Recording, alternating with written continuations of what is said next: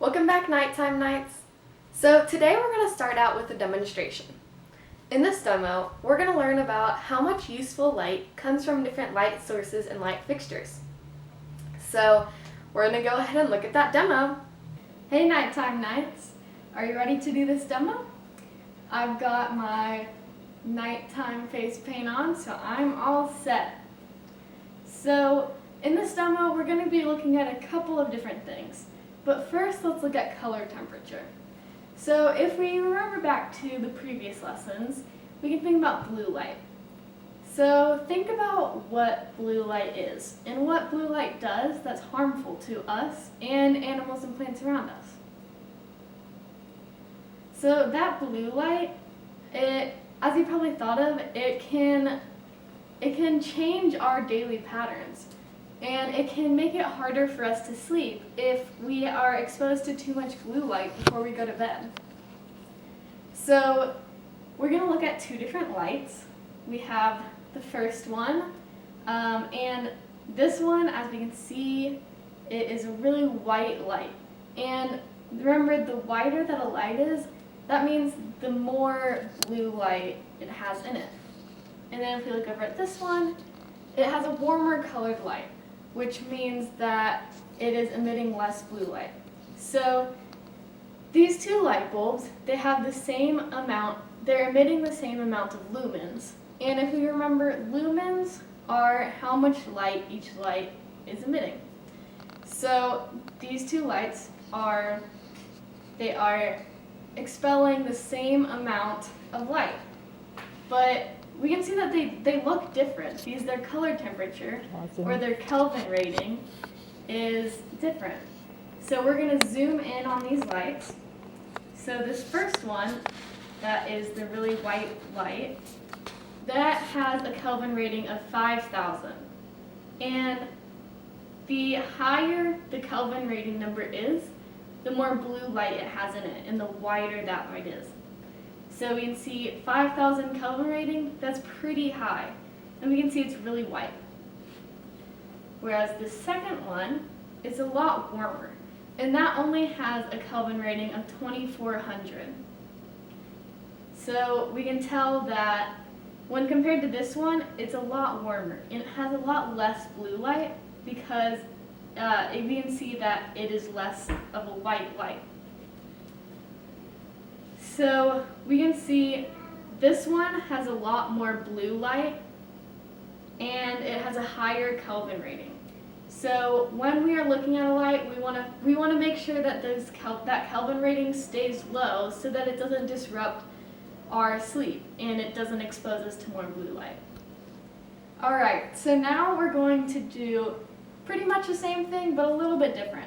So again, the bulbs in each of these lights are the exact same kind of bulb to each other, not to the last ones. So the lights in each of these fixtures are the same. So we can see it in there, but they have a Kelvin rating of 2,400 kelvins. So compared, these are the bulbs that were in there during the last time that we did this. So compared to those bulbs, they are a warmer color temperature. Remember, the Kelvin rating is the color temperature. So these have a smaller Kelvin rating, which means that they have less of that light in the blue wavelength. And then they use 7 watts, which means that that is the amount of energy, so they only use 7 watts of energy.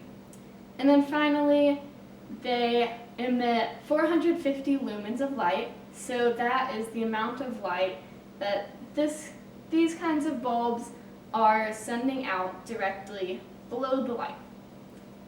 So how do these lights differ from the last one? So we can see this is the kind of light that we used in the last one. So this is kind of round, it is like a dome, so that light is kind of, if we have the light on, it would be pointing all the way up. Whereas this light, we can see in through that glass, it is more of a cone shape, so it is pointed down. So all of the light, or not all of the light, but a lot of the light compared to this dome shape is pointed down onto our surface. So now let's see how much light can get to me 30 inches away. So let's turn it on. There we go. All right. So again, we're putting our little light detector 30 inches away.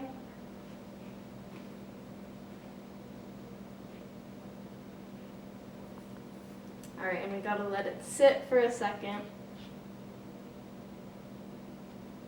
Okay, so it is seeing about 0.82 foot candles of light. So that means that about 0.82 foot candles of light is reaching me from that shielded bulb. All right, now let's look at the other one. So while I'm changing out which light is on, think about which one you think will send more light to me. So which of these two lights do you think will get more light to where I'm sitting? All right. Now we're going to come over and put the little light detector 30 inches away from that unshielded fixture. And we're going to turn it on.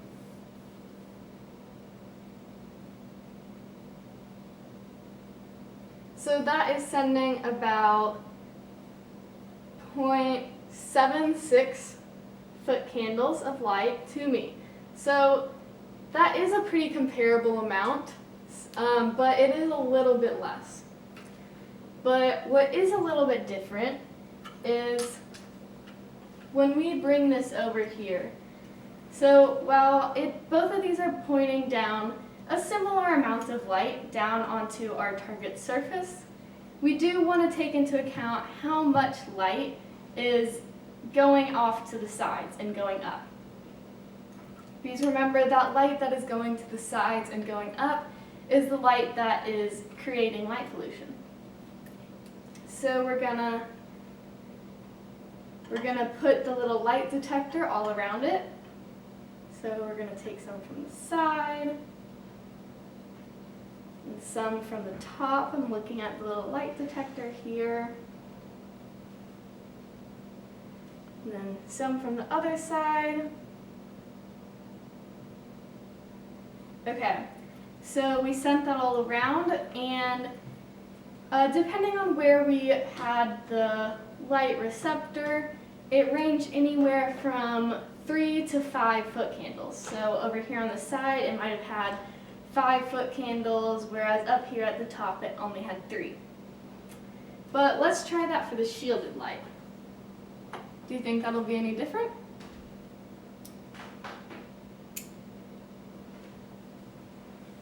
Okay, so now I'm going to do the same thing, but with the shielded light. So we're going to put the light receptor on the side. And then over the top, looking at the detector. And then over on this side.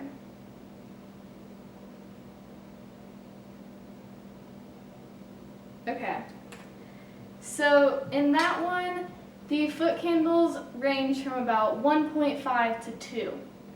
So that means that for this unshielded light, it had a lot more foot candles that reached out to the side and above it than did the unshielded light, or the shielded light, sorry. So the unshielded light, although pointed down, they had similar amounts of light pointed down.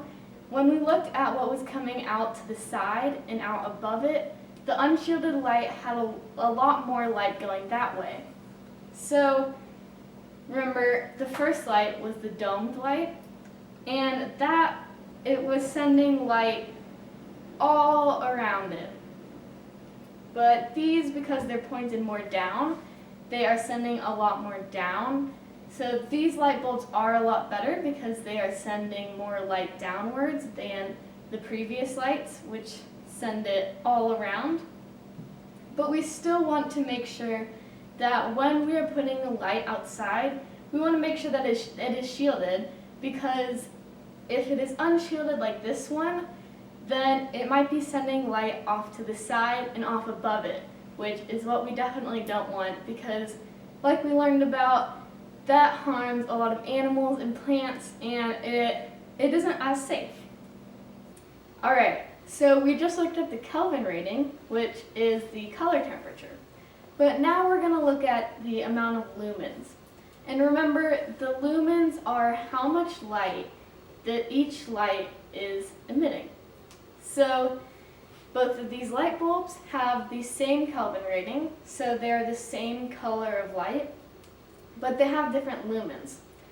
So this first light is emitting 450 lumens. The second light is emitting 800 lumens. So wow, you can really see the difference. This one is a lot brighter. So whenever we're looking at a light, we want to make sure that it is only bright enough to light up what we want it to. Alright, so in this demo we have looked at Kelvin rating, or color temperature, and lumen output, or how much light the light bulbs are emitting. So now we're going to look at the fixtures. So this first light is shielded, it is pointed down at the table, whereas this light, it has glass sides and is sending light everywhere. So in each of these fixtures we have they're identical light bulbs, we have the same kind of light bulb. So their Kelvin rating is 6500, which means that they are a very bright white light, which we'll see in a second. And their wattage is they are using 12 watts, which means that they're using a lot of energy. And then for their lumen output, that lumen output is 1100 lumens, which means that they are both emitting 1100 lumens. So these are, again, identical light bulbs. But now we're going to look at how much light they can send 30 inches away. So let's look at a shielded light first.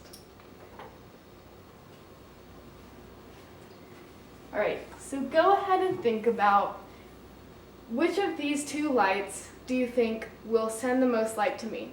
So if these are each lighting up a doorway and I'm walking up, I'm about to go through that door, which of these two lights do you think will send the most amount of light to me? Alright, let's see. So we have a light detector. So I am setting the light sensor 30 inches away from the shielded light bulb. And I'm going to turn it on.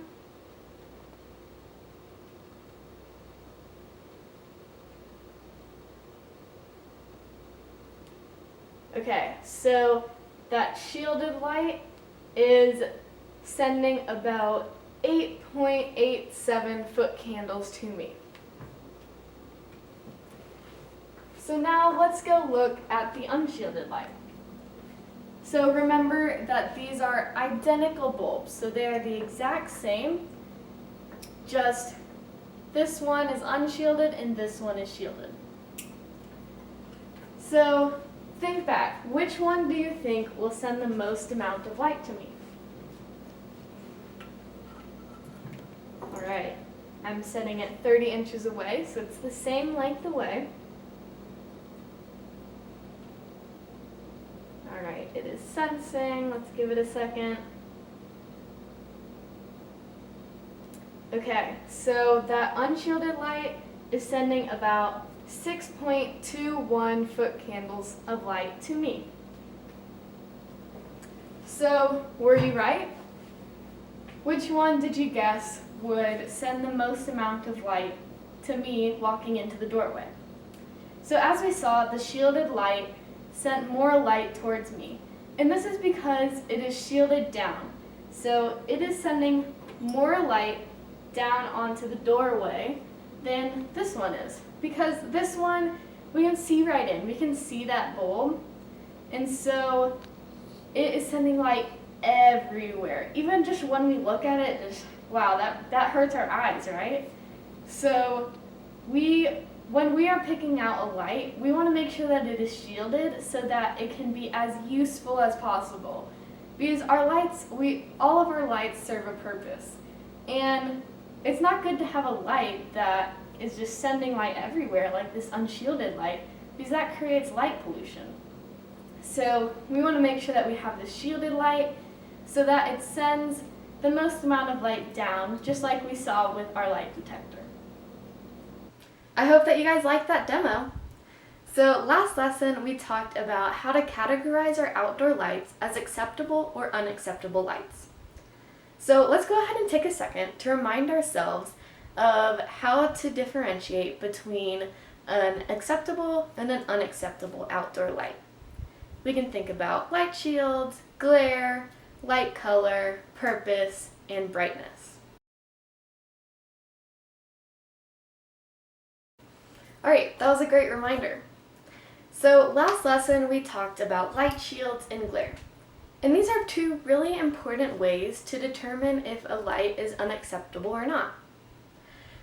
But this lesson, in that demonstration we just watched, we learned about how shielding a light and directing it where we want it to go and changing the brightness of a light can really impact that light's impact on light pollution and that light's usefulness. So brightness and when a light is turned on can both play a really important role in a light's impact on light pollution as well. So now that we've talked about the categories acceptable versus unacceptable lights, what can we do to change an unacceptable light into an acceptable light? Now we know what to look for when we're replacing an unacceptable light, but how could we just fix an unacceptable light to make it better? What are ways that we could think about light shielding, glare, brightness, and when it's on, to change a light to make it more acceptable? I'm sure that you came up with some great ideas. Now let's condense all of that into 5 ways or 5 principles that we can change a poor light into a better choice of a light. So Julia is going to read the first principle aloud. I'm going to read the first principle. Useful. All light should have a clear purpose. Before installing or replacing a light, determine if light is needed. Consider how the use of light will impact the area, including wildlife and the environment. Consider using reflective paints or self-luminous markers for signs, curbs, and steps to reduce the need for permanently installed outdoor lighting. Thank you, Julia. This one is super important. Would you put a lamp right next to another lamp in your living room? You probably wouldn't, because that lamp wouldn't help light up the room. There wouldn't be a purpose for that lamp. Would it make sense to put a light in a park that is closed at nighttime? We wouldn't want to do that because no one would be able to use that light because the park is closed at night. Not only would that light not have a purpose, but it would also hurt the nature around it. A light can only be an acceptable light if there is a clear purpose for it.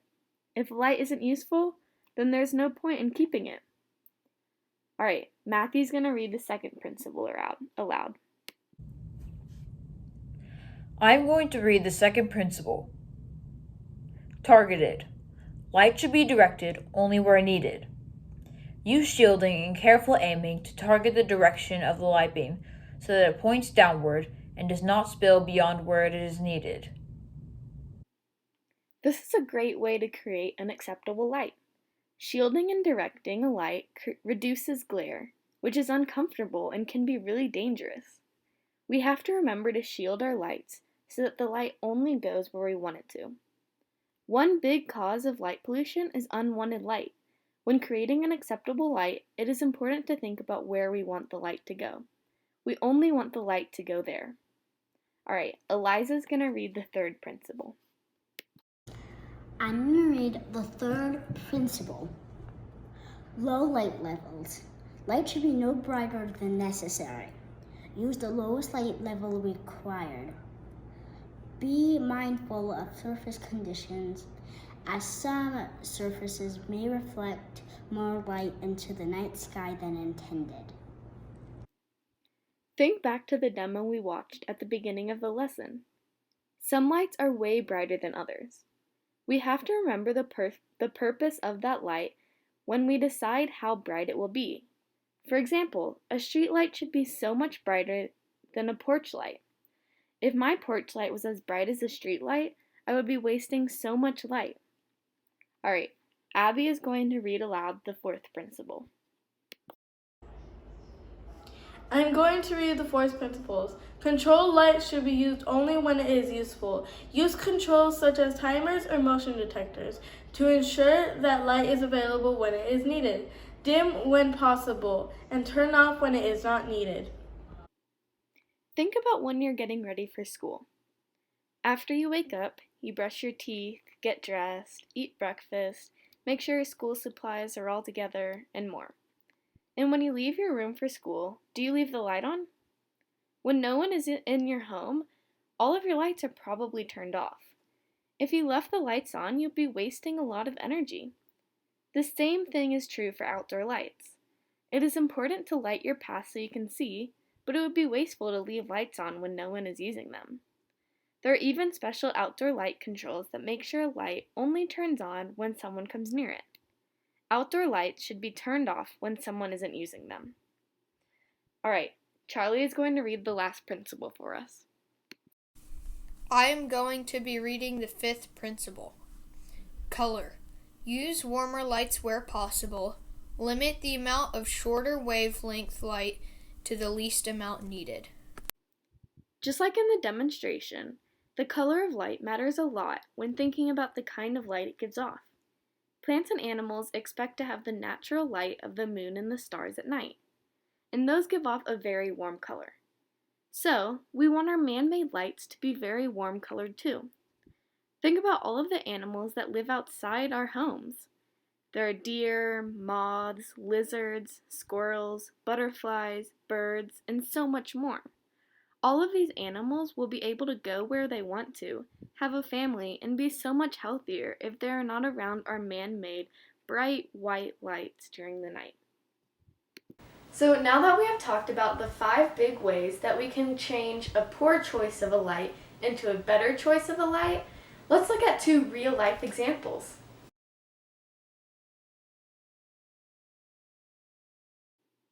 Were you able to figure out how to make this light more acceptable?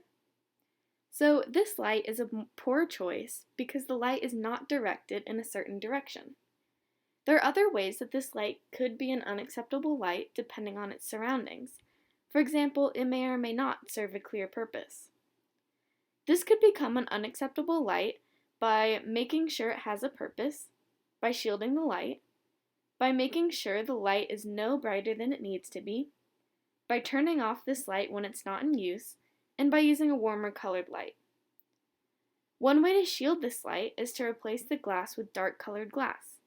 Another option is to shield the bulb with a metal bulb shield. And a third option is to replace the fixture altogether with a light fixture that has a more proper shield.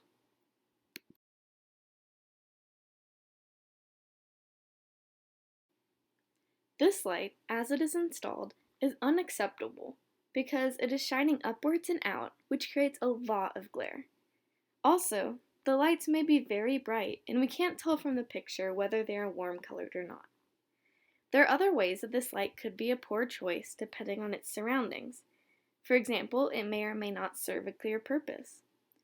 Things to look for in a light to replace this one is making sure there is a purpose, shielding the light so we can't see the source of the light, making sure the light is no brighter than it needs to be, turning off this light when it's not in use, and using a warmer colored light.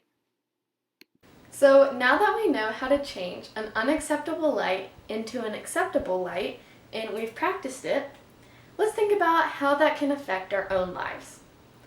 So I want you to think about a light, an outdoor light that you have seen in your life.